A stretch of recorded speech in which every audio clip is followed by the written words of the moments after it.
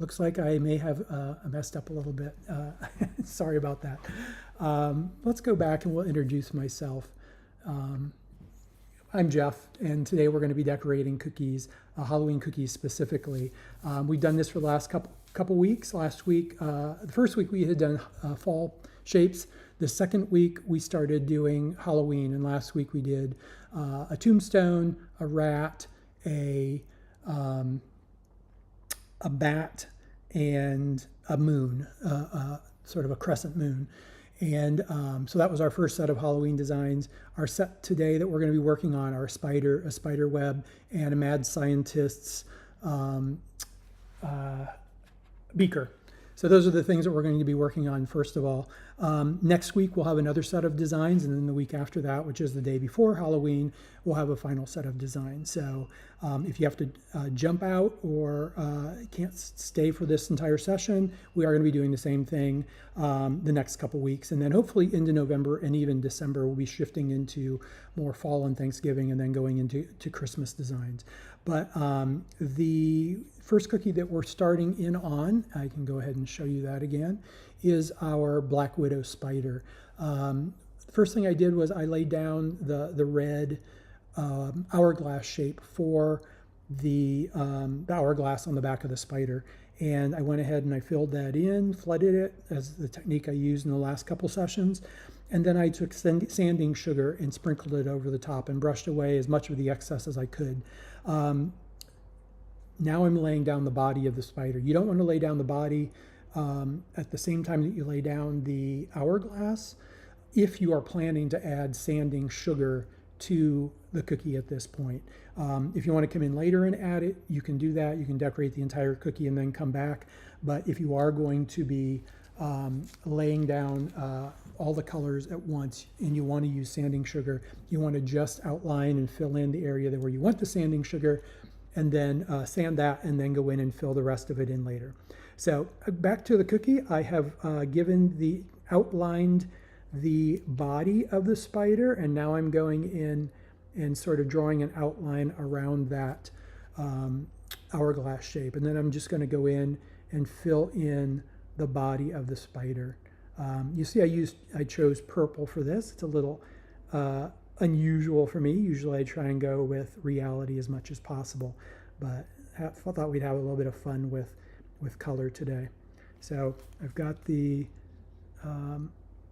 body almost filled in here. You can see how nice that icing is flooding into place.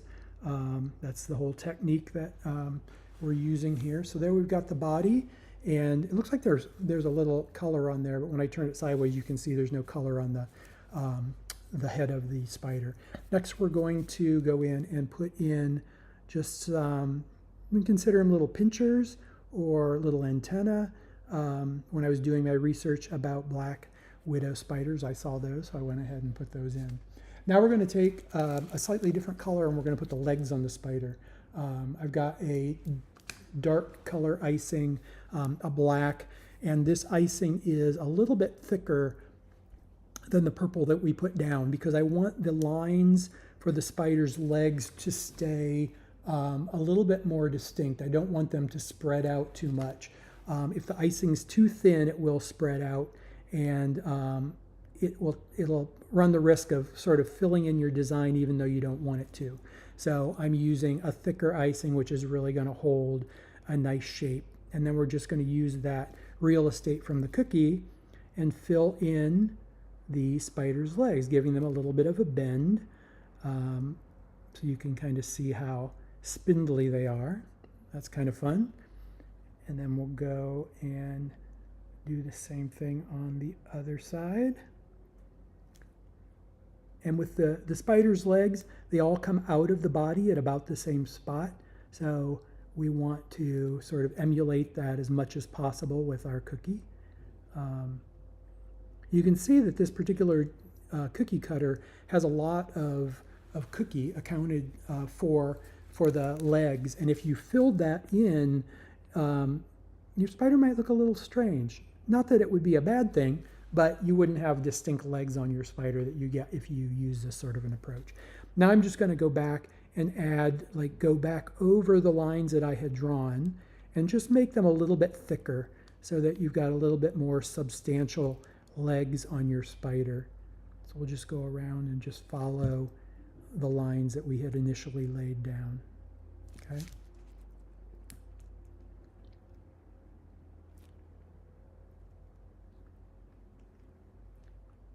And you can do this as many times as you want to make the legs as thick as you'd like. If you prefer to have the cookie filled in and don't really care to have sort of really distinct spindly legs, feel free to do that. You can certainly do whatever you want, whatever you're most comfortable with. Now in this case, I'm going to just drop a couple little black eyes on our spider. So he's kind of fun, a good spooky color with the purple and the red. So we're going to set him aside, and I'm going to pull one of a cookie that I had started decorating earlier, and we're going to put a little texture on that one. So this is a Black Widow, and I did completely black icing on him earlier today. Now what we're going to do is we're going to go in and we're going to add some spindly legs like we had done with this last one. Kind of give it a little bit more definition on those legs. In this case, you can see that the icing has sort of filled in between the legs, but when you go in and put this additional layer, this detail down, your eye sort of looks beyond that, and it appears that the legs are more spindly than they actually are on the cookie. So it actually works out pretty good to do it this way. So we're going to go out, do all of the legs. And like I mentioned before, this is a thicker icing than what we put down on the body of the spider. And so I'm going to switch my bag and go to a slightly thicker black icing. And I'm going to go around and I'm going to repipe the head and the body. And the reason I'm doing this is because on this cookie, the last one, I wanted to have the hourglass be the portion of the cookie that is got the sanding sugar. In this case, I want the sanding sugar on the black. So I'm basically going to repipe the cookie and then sprinkle the black sanding sugar on. Okay. Once you've got that down, I'm going to grab our black sanding sugar. We're just going to go over it really lightly. Now, this sanding sugar that I'm using is a pretty lightweight, a thin type of sanding sugar. You can find really coarse sanding sugar at the store, the cake decorating or cookie decorating supply store. But I intentionally wanted it to be thinner because I wanted to be able to I don't know, sometimes when you put that really thick sanding sugar on, it tends to just look a little clunky. So I like to make it look a little bit more streamlined, a little bit more simple. So he's got a lot of excess on him, especially around the hourglass. But what I'm going to do is once the cookie dries, I can go in and brush off that excess, and it'll make the cookie look much, much cleaner and much nicer. So we're going to go ahead and set that one aside, and we're going to move on to our next cookie. So next we're going to do get rid of that excess sanding sugar so it doesn't get in the way. Next we're going to do our spider web, and I'm going to use a green icing in the background. You can use whatever color you want. You can do black and do a white spider web. You do the purple. The colors we're working with today are really limited to black, green, red, and purple, and a little bit of white. So those are the colors we're just going to use throughout. But feel free to put whatever color background you want on your spider web. Just make sure it's a bolder color so that when you put the white spider web down, you are going to be able to see it really nicely and really distinctly. Of course, you can use a different color for the spider web as well. It's really your choice what you want to do. So this is the area I want to fill in for the spider web, and now I'm just going to go back and forth and fill it in like I've done with all the other cookies. Let's keep going back and forth. And the name of the technique again is flooding, and you can see that as we go back and forth with the icing, it's sort of flooding into place. So it's a really great type of icing to use for this kind of cookie decorating. It's not a great icing for really any other purpose. Maybe if you're gluing together a gingerbread house or something like that, it's great for that, but it's not really a type of icing. It's very simple. It doesn't have a lot of flavor, and definitely wouldn't want to use this for a cake, because when it dries, it gets really, really hard, and you don't want to bite into a cake with hard icing on it. So, okay, so we've got our green down. Now, this technique we're doing, we're going to use, it's called wet on wet. I'm going to go ahead and draw the lines for the spider web itself with the white. So I'm just going to draw a bunch of concentric circles, and then you'll see how we're going to actually get the spider web effect. So just go around in circles, and because this icing is the same consistency as the icing that I laid down, that green color, you're getting, the icing is sinking into itself, so it's leveling out. Sorry, I look like I've got a little bit of a focus issue here. Hopefully that helps. It's leveling itself out, and it just makes for a really nice surface for the cookie. Now what we're going to do is we're going to take a toothpick or any sort of really like a skewer or something like that, and we're just going to drag from the center and go out, and we're going to start to get sort of the effect of the webs looking like they're sort of draped as opposed to a single circular line. So you get a really, really nice effect with this toothpick. I used this in the last course, and I know, or session, and I know I'll be using it in the one in the next couple weeks. So you can do a lot of things with this. Just imagination is the only limit. So there we've got our spider web, got a nice little design, and we're going to set that aside. That cookie's pretty much done. What you can do then, once the cookie dries, you can draw a spider web on top of it, or you could, or I'm sorry, a spider on top of it, or you could get a spider candy or a little plastic spider. One year I bagged those up into little cellophane bags, tied them with a ribbon, and then tied a little plastic spider at the top. So it was kind of a nice little sort of a package sort of thing, which was really cool. People enjoyed it.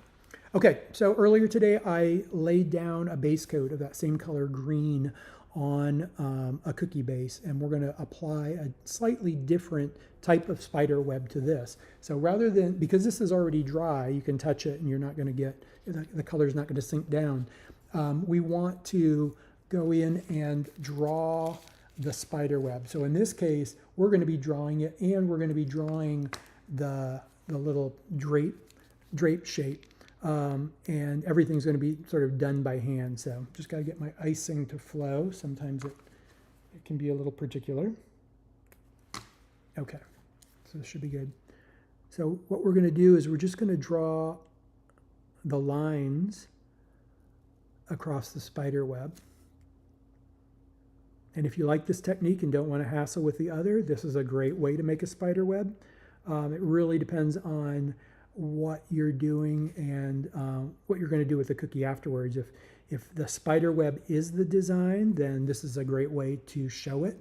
If you're really thinking that you want to put a little candy spider or something on it, or draw a candy spider on it, then the other technique is nice, because then you're drawing or attaching that spider on a much flatter surface. This has got a little bit of texture to it, so you might it might be a little bit harder to adhere that spider if you've got this kind of a finish on the cookie.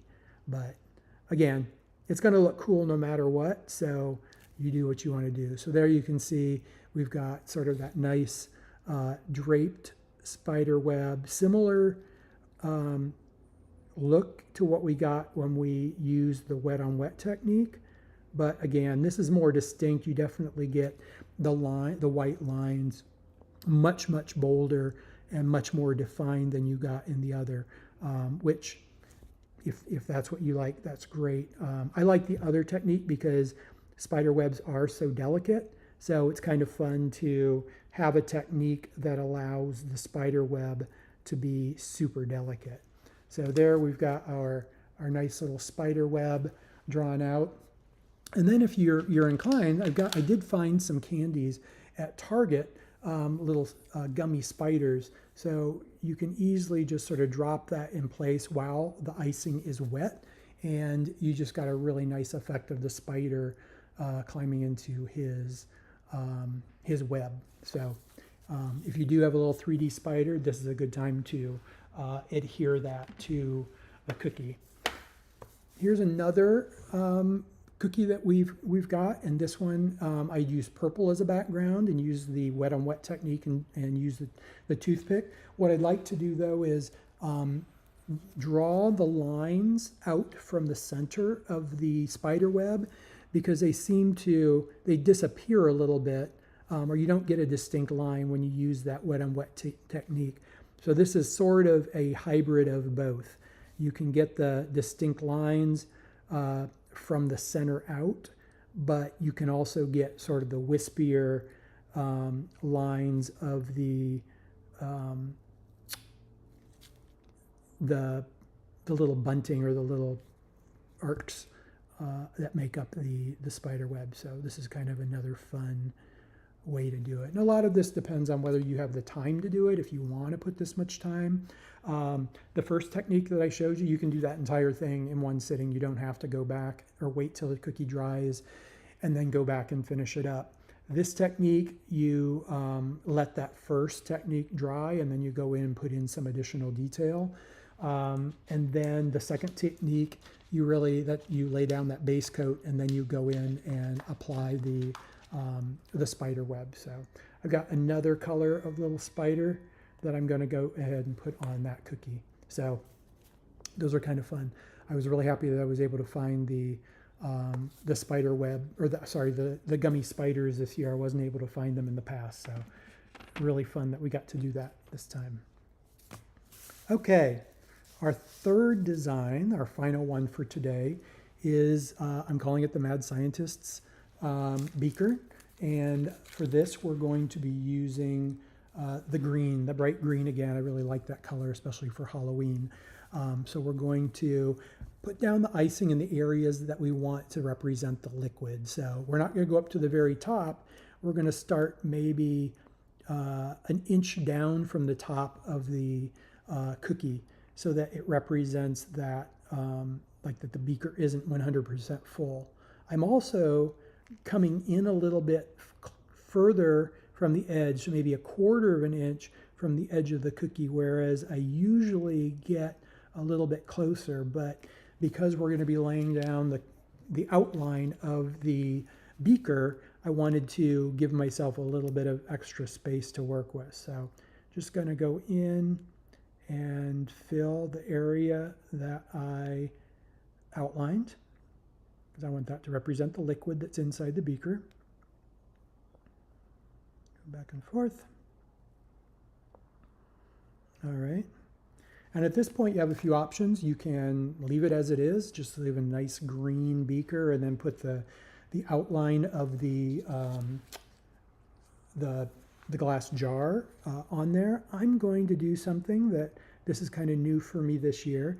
I'm going to put these little lines of white into the beaker, and I'll show you why in just a second, or what the purpose is for that.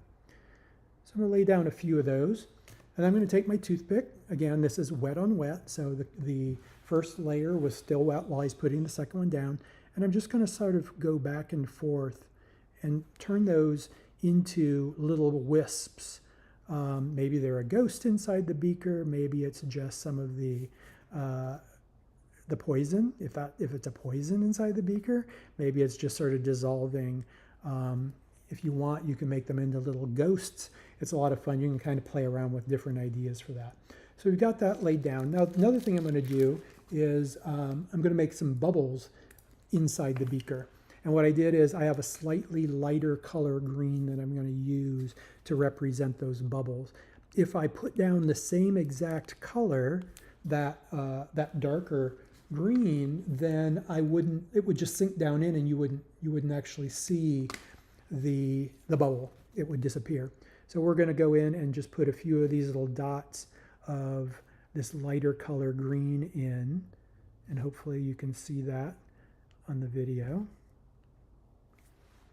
It sort of looks like bubbles coming up from the bottom of the beaker, so that's kind of a fun effect.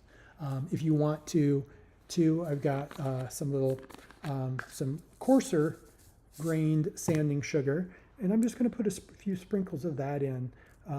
It looks kind of cool. It's another texture on your cookie, and when you're biting into a cookie that's got the sanding sugar, it's got a nice little texture to it.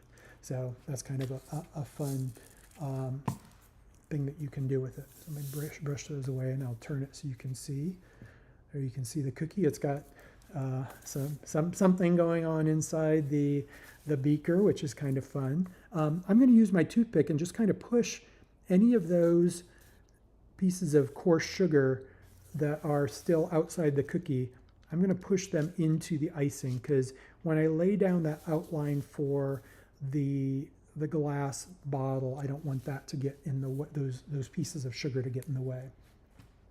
So now we're going to go ahead and lay down that that glass. So I'm going to be going along the outside edge of the green icing that I had laid down, and because the beaker is the entire shape of the cookie, we are going to go up and go all the way up to the top of the cookie. We're not going to stop where the green stopped. We want the beaker to look like it's surrounding the icing. So there, it's a little bit hard to see. It's a little bit rough looking. Alternatively, you can lay down that shape around the beaker, let that dry, and then go in, fill in with the coloring. But in this case, I wanted to get both of them down at the same time. And if you want, you can just take a toothpick. You see this on videos, other Instagram videos. You can take a toothpick and sort of push the icing up against the outline that we laid down, and then it looks like it's a little bit fuller of a beaker. So there you go. You can see it's kind of a fun design. Okay, I'll set that one aside, and I do have another green one here, and this one I had done that same treatment, and I let that set up, and now I'm going to go in and put the outline of the beaker around it. So just coming in and just going right along that edge, hugging that icing, or hugging that base coat of the green. And because it's set up, it definitely is a little bit easier to pipe that beaker shape around, because you don't have to worry about the colors sort of blurring together, blending together. So there you've got the beaker outline. And then if you want to, you can do some little lines around the top to make it look like the measurements inside the beaker. That's kind of fun. And then like we did with the other, I'll put a few dots of the light green icing. We'll put a few different sizes in there so it looks like it's bubbling up different sizes. So there you've got your little beaker full of green liquid. Cool. So that's our cookies. Those are our cookies for today. I hope you enjoyed that. I hope you found it fun and informative, and if nothing else, just sort of relaxing or a nice creative break. Always happy if you're interested in joining. I'm happy to send you ideas for where you can either buy cookies or where you can make your own, how to make the royal icing if you want to do that as well. But whatever you want to do. If you want to just sit and watch, that's great. If you want to participate, that's great too. So I just like being around you guys and being able to share my passion for decorating cookies. So hopefully you'll be able to make it again next week. We've got 4 or 5 designs coming up next week. Each one gets a little bit more Halloween-y, so hopefully you'll be able to attend. All right, take care, and we'll see you then. Bye-bye.